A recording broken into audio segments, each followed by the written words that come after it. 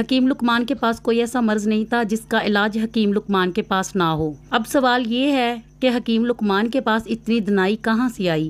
اس بارے میں ایک روایت موجود ہے جس کے مطابق حکیم لقمان ایک درخت کے نیچے سو رہے تھے۔ اسی دوران ان کے پاس ایک فرشتے کی آمد ہوئی۔ فرشتے نے کہا حکیم لقمان سے، اللہ تعالیٰ تمہیں ان 2 تحفوں میں سے کسی ایک سے نوازنا چاہتے ہیں، اور وہ یہ تحفے ہیں، پہلا حکمتوں اور عقل مندی، دوسرا دولت اور بادشاہی۔ حکیم لقمان نے حکمت اور عقل مندی کو چنا۔ جب حکیم لقمان نیند سے بیدار ہوئے تو آپ نے محسوس کیا کہ آپ کے سوچنے اور سمجھنے کی صلاحیت بہت تیز ہو چکی تھی۔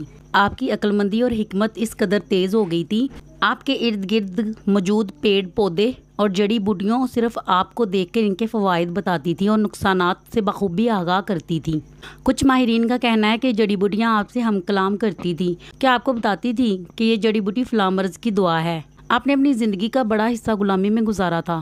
آپ کی غلامی کے یوں تو بہت ہی واقعات مشہور ہیں، لیکن ان واقعات میں سے ایک واقعہ بہت مشہور ہے۔ ایک دن آپ کے مالک نے آپ کو دمبا دیا اور حکم دیا کہ اس کو ذبح کر کے بدترین حصے کاٹ کر میرے پاس لاؤ۔ حکیم لقمان تھوڑی دیر بعد آئے، دمبے کی زبان اور دل لے کر اپنے مالک کے پاس حاضر ہوئے۔ کچھ دن بعد آپ کے مالک نے ایک دمبا اور اس کے حوالے کیا اور اس بار حکم دیا کہ اس دمبے کے بہترین حصے میرے پاس لاؤ۔ حکیم لقمان تھوڑی دیر بعد اپنے مالک کی خدمت میں حاضر ہوئے۔ اس مرتبہ بھی آپ کے ہاتھ میں زبان اور دل تھا۔ آپ کے مالک نے کہا، اے لقمان، یہ کیسے ہو سکتا ہے؟ جو چیزیں پہلے بدترین تھیں اب وہ بہترین ہیں۔ حکیم لقمان نے جواب دیا، اور یہ دل اور زبان یعنی بہترین چیزیں ہیں، اگر ان کے مالک میں بغض، نفرت، بدکاری ہو تو یعنی کہ بدکار چیزیں ہیں۔